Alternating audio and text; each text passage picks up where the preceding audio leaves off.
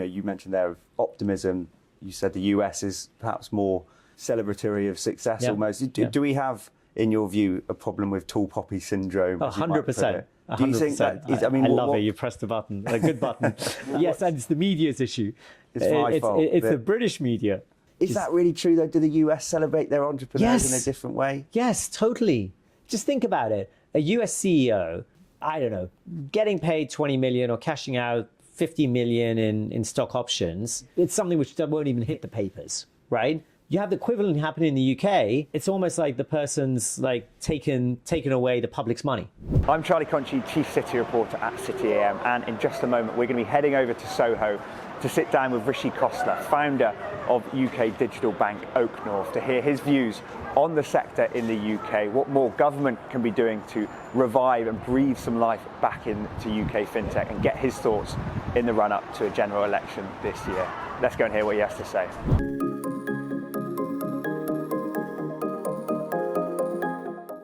Well, Rishi, thank you very much for having us back into Oaknorth HQ. I wanted to start with a slightly rude question, if I could. Go for it. It's something I've been wanting to ask since the last time we were in here. Go for it. You work with a treadmill underneath your desk. Mm-hmm. Why do you do that to yourself? So you can keep on more walking. You're walking and working, taking calls. Many people like pacing when they're thinking, right? Or talking. Yeah. Like I have amazing meetings when I go for a walk with someone, right? Yeah. So over here, being on my treadmill while doing a call, it's just so logical, right? And then if I'm working, if I'm reading a document or something, clearly it becomes harder, right? So then no. But if you're just processing emails, I mean, absolutely. I'm glad I've settled that, because I've been intrigued looking at it. You should try it. I will, yeah. I don't know if I'll get away with it at City A.M, but we'll see. I did just want to sort of, before we get into Oaknorth, and sort of talk a bit about you as a person, sort of the career, the journey to where you are now. Is being here, being sort of founding your own business, was that always your intention? Since the age of like probably 7, 8. Why was that? Was that something, was instilled in you by family? What was it about running a business? I saw my father go from having a job to building his own business, and really starting to build his own business at night and on the weekends, and then ultimately making the flip. And he probably made the flip when I was, I want to say 8, 9, right? That type of age. So I saw him do that. And then I just always had a desire to sort of do something of some significance. For me, building a business was my way of thinking about, actually, that can lead to some significance in terms of positive impact, in terms of etc. And were you an entrepreneurial child as well? Were you setting up little businesses? What kind of businesses were you setting up then? I started probably by the age of 11 or 12. I had 2 or 3 small things, right? Buying job lots from somewhere and selling them at school. Running a small sort of, I started computing very early. So I did my GCSE at the age of 11 in computing. So then I started tutoring other kids. At 11 this was? 11. Going into university, at that time you had a student loan scheme, right? Which was relatively modest. I think, I forget, it was a few £1,000s a year that you could borrow. So I borrowed that every year and then put it straight into the stock market. Thankfully did incredibly well. So more than tripled money. What were you betting on at that sort of time? Was that tech stocks?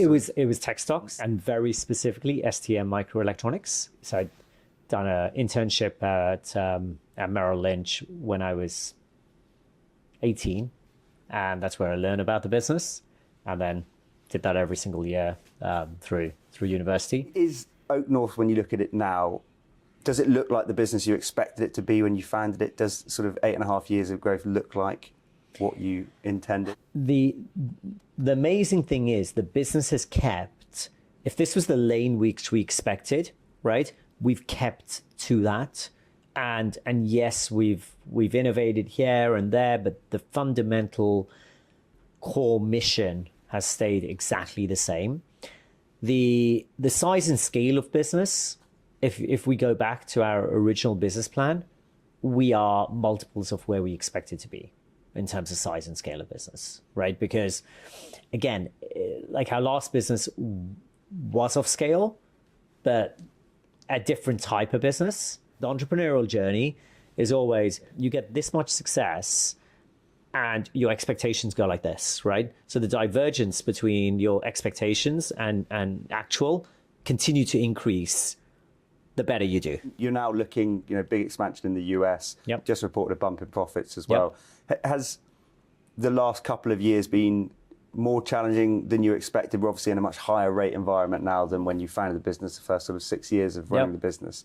How have you navigated that? Has it been a lot more challenging than you expected? What's the actual impact? Do you know what? There hasn't been a smooth period. If you think about it, we launched September 2015. June 2016, you had the Brexit referendum vote.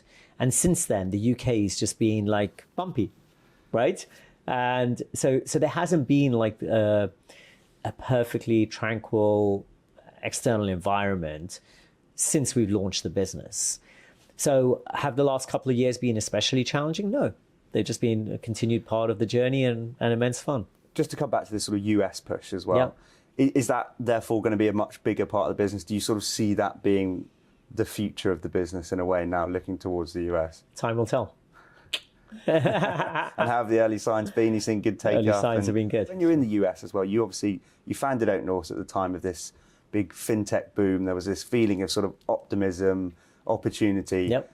Do you see that in the US and you don't see that in the UK now? Do you think the mood has changed somewhat in the UK for running a fintech business? So look, the US is optimistic by nature, right? It's like the optimism runs through the air, right? The UK it's work in progress to get there, right? Sort of like general ambition in the country, right? I would say that when you look at fintech specifically, I mean, as some people in the US have said to me, there's a fintech winter, right? So it is a challenging period in fintech, but for good reasons. We launched late 15, there are many other companies, 16, 17, 18, but the boom which happened between 18, 19, 20, 21, 22, the amount of capital, the amount of businesses which started and got funded, which never should have got funded in reality, right? But that type of like exuberance, you need to let the air out, and you need to let the people who shouldn't be there clear away, and there'll be winners who will sort of mop up other players, and that's just like a good sort of healthy housekeeping exercise in a way for the industry. Sort of seeing failures, but failures that should be happening in a realistic correction almost. Yeah, because you just had overfunding of companies which potentially shouldn't have ever been funded. Yeah. And some of them should have been funded, but they just didn't execute, or etc. On that idea that you mentioned there of optimism, you said the US is perhaps more celebratory of success almost. Do we have, in your view, a problem with tall poppy syndrome? 100%. Do you think that is, I love it. You pressed a button, a good button. Yes, and it's the media's issue. It's my fault. It's the British media. The British media. Is that really true though? Do the US celebrate their entrepreneurs in a different way? Yes, totally. Just think about it. A US CEO, right? I don't know, getting paid 20 million or cashing out 50 million in stock options. It's something which won't even hit the papers, right? You have the equivalent happening in the UK. It's almost like the person's like taken away the public's money, right? So the attitude is so different. When you have that in the US, when you have success in the US, you have people generally sort of saying, that's amazing, that could be me, right? Whereas in the UK, it's just not the same. Do you feel attacked sometimes? Do you think the press have it in for you? I've had, how can I put it? I think the press have been kind, right? But there absolutely have been events, yeah. Generally, I would say the media's been incredibly kind with us and supportive. But if I extrapolate that to wealth creation, entrepreneurial success in the UK, I would say en masse, they really are not. They're not kind. This plays into this idea of just sort of availability of talent in the UK as well. Yep.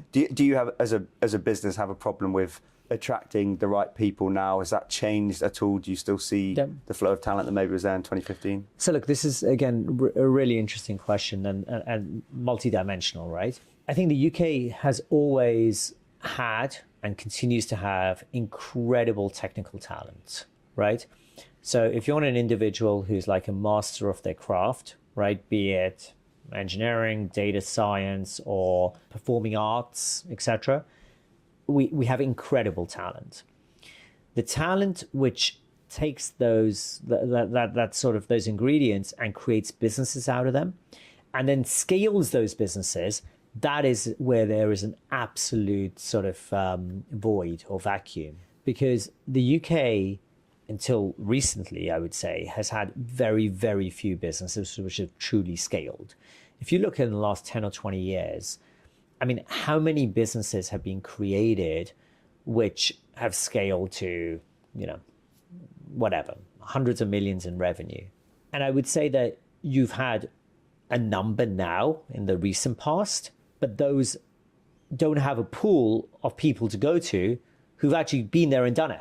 And because of that, you've got this whole skill shortage in that sort of, you know, commercial, general management, like company scaling in that type of space. We've seen so many sort of iterations of now global talent visa tech. Yep.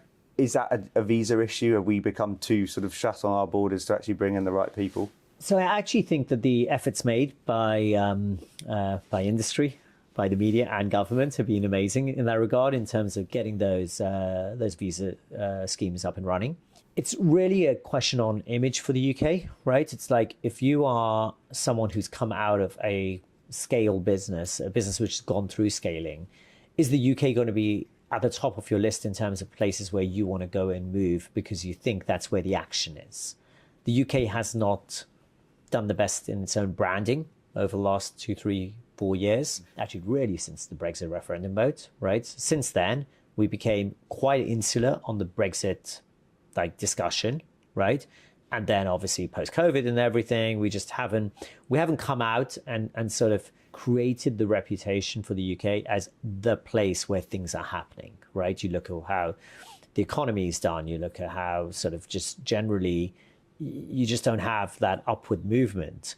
So because of that, the UK doesn't generally feature high on people's lists. And actually in the inverse, you've had a significant amount of very high quality talent decide to actually move out of the UK because they've determined that opportunities are better outside of the UK.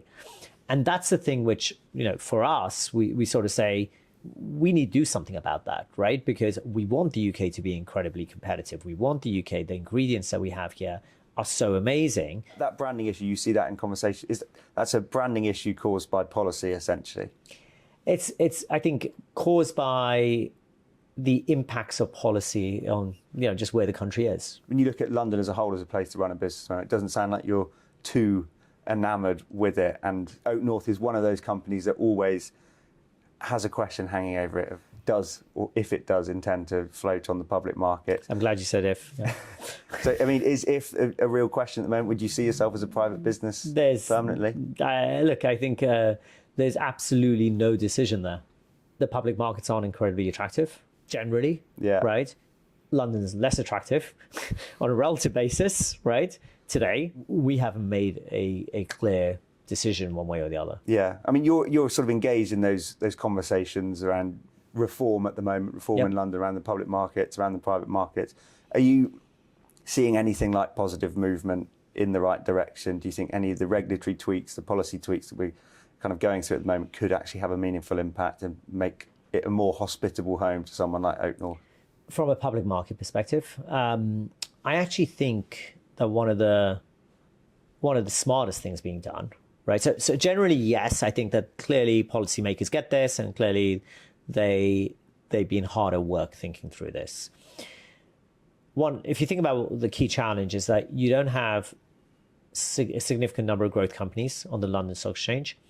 And because of that, you don't have a significant number of growth investors who invest in the London market. Without the growth investors, you don't have enough depth of potential, purchasers.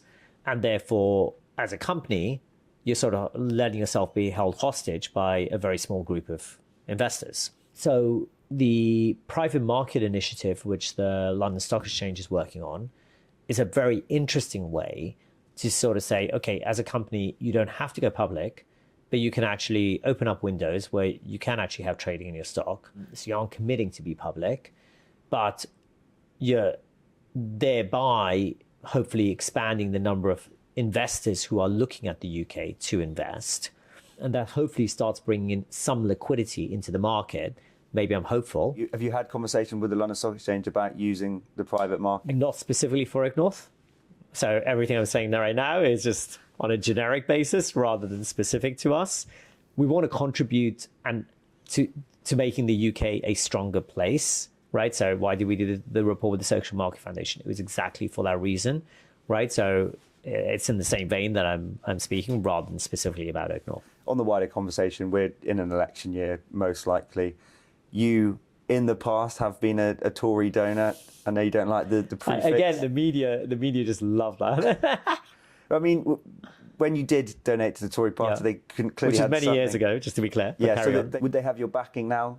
So do you think they've created a good environment for business? Would you trust them to continue doing it? In previous election cycles, the delta between the two leading parties has been quite significant, right, in terms of policies and approach. And if you think back to the Corbyn world, right, it was materially different. If you look at where things are now, like as someone in business in the UK, it's like the delta is really marginal, right? And sometimes you sort of ask which way round are the parties in terms of their policies, right? Given that, I would say that I'm just personally, I'm less, politics matters less than it has done in previous elections. And you've still been engaged, you've been speaking with the Labour Party, you're pleased with what they're putting forward? We've spent time with the leadership from the Labour Party, and we think they're very pragmatic. We've had conversations, we've given our inputs into a number of things where we've been asked. Big picture. Yep.